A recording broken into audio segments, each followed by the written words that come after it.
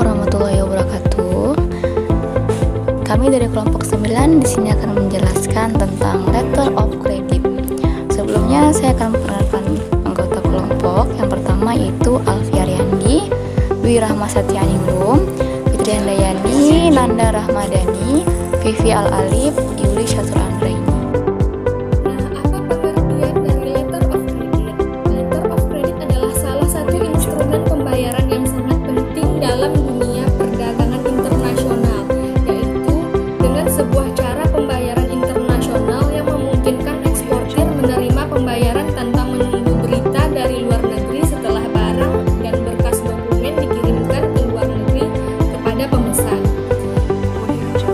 Dasar hukum letter of credit yang pertama, Peraturan Pemerintah Nomor 1 Tahun 1982 tentang pelaksanaan ekspor, impor, dan lalu lintas devisa.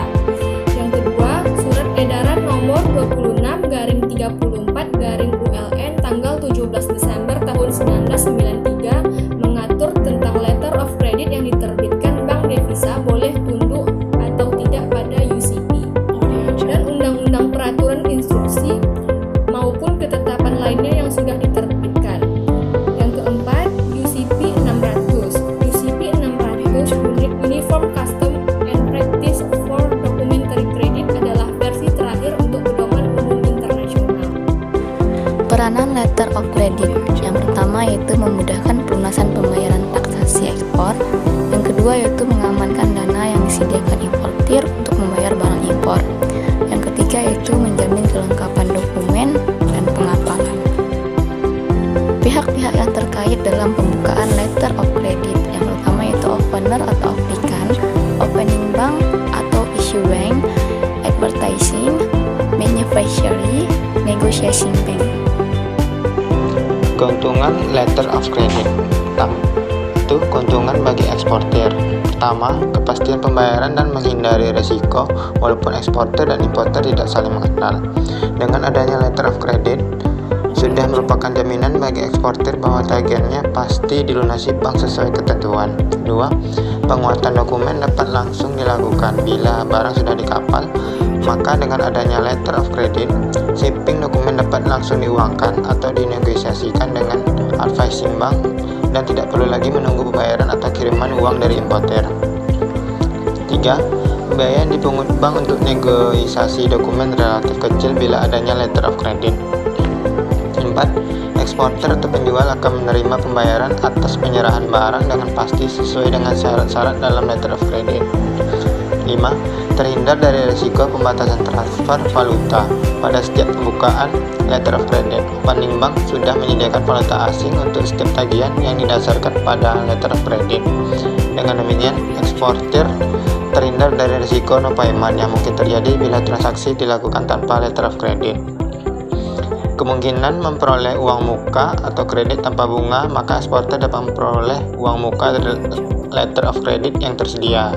Ini berarti eksportir mendapat kredit tanpa bunga atau semacam uang panjar yang biasa diperlukan untuk memulai produksi barang yang akan diekspor. Selanjutnya, keuntungan bagi importer.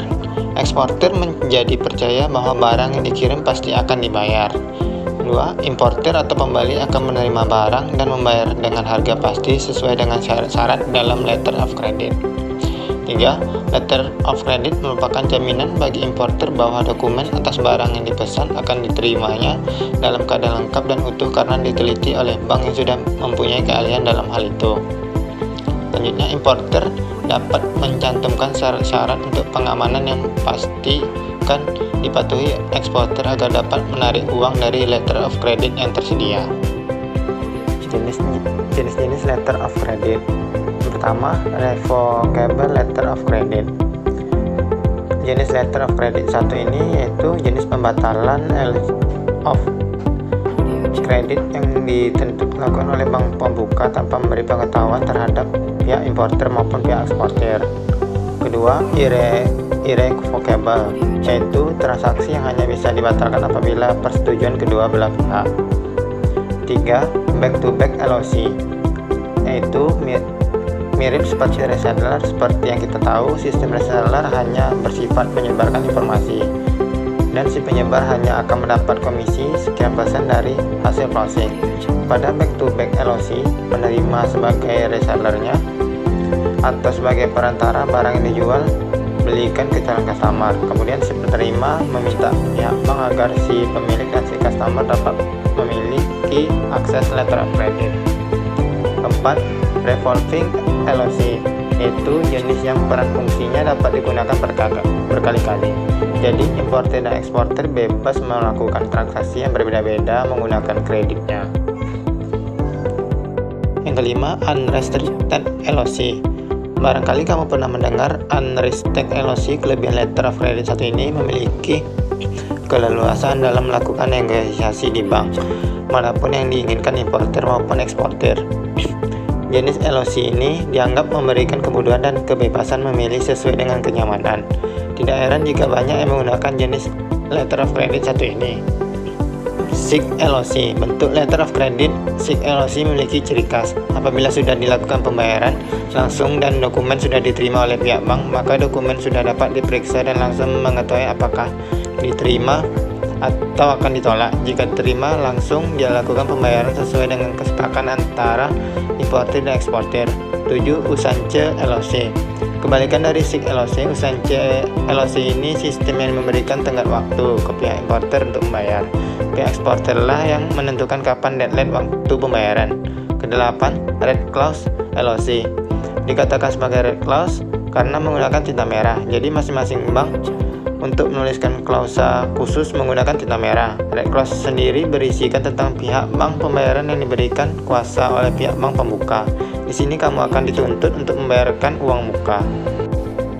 Selanjutnya contoh kasus dikutip dari republika.co.id Jakarta.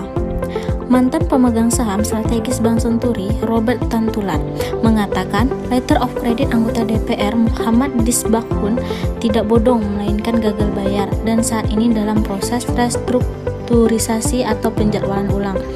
LC atau letter of credit bukan bodong, itu semua benar, hanya memang ada gagal bayar.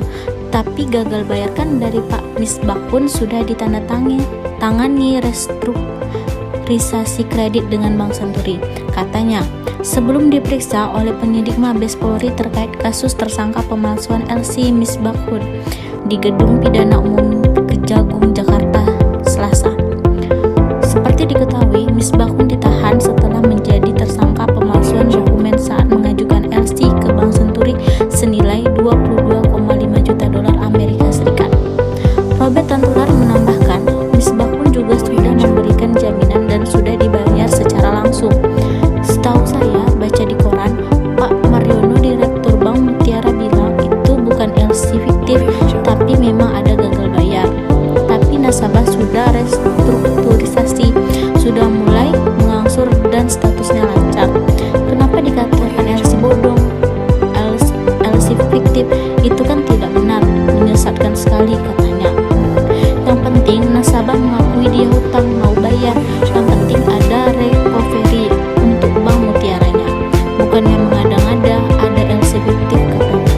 Sebelum dilaporkan, penyidik Mabes Polri memeriksa Robert Tantular di kantor Kejaksaan Agung Jakarta Selasa terkait kasus dugaan letter of credit fiktif yang dilakukan anggota DPR Muhammad Misbahun. Pemeriksaan terhadap Robert Tantular dilakukan di Kejagung karena dirinya ditahan di rumah tahanan Salemba, cabang Kejagung. Kuasa hukum Robert Tantular, Trianto, menyatakan kliennya diperiksa oleh penyidik Mabes Polri sebagai sanksi dalam kasus LC fiktif Misbahun. Karena posisi Robert Tantular ditahan di Kejagung, maka Bareskrim Mabes Polri yang datang ke sini Kejagung katanya. Analisis penulis, jika memang benar perkataan Robert Tantular, jika kasus tersebut bukanlah LC fiktif melainkan gagal bayar, maka kesalahan memang terletak pada Ban Misbahun dikarenakan ketidaksanggupannya membayar LC. Namun perlu kita cermati lagi bahwa Bank Senturi memiliki kesalahan karena bisa jadi saat Muhammad Misbahun mengajukan permohonan pembukaan LC, Bank Senturi kurang mencermati situasi dan laporan keuangan Muhammad Misbahun sendiri, sehingga terjadi gagal bayar seperti pada kasus di atas. Selanjutnya, kesimpulan. Pada dasarnya, letter of credit merupakan suatu instrumen berupa surat yang diterbitkan oleh bank umum atau bank devisa yang mempermudah eksportir dan importir melakukan perdagangan internasional. Walaupun eksportir dan importir tidak saling mengenal, dalam hal ini reputas atau nama baik bank lah yang dipertaruhkan. Letter of credit memiliki dasar hukum di Indonesia sendiri. LC dilandasi oleh peraturan pemerintah, surat edaran BI, dan undang-undang maupun keputusan pemerintah lainnya. Pada praktiknya, letter of credit sering dipengaruhi oleh Uniform Custom atau Practice for Documentary UCP 600 yang terbit pada Juli 2007. Intinya, LC berfungsi untuk mempermudah importir dan eksportir untuk melakukan transaksi, karena LC memberikan jaminan sehingga baik pihak importir dan eksportir akan merasa aman dan tenang. Baiklah, sekian yang dapat kami jelaskan.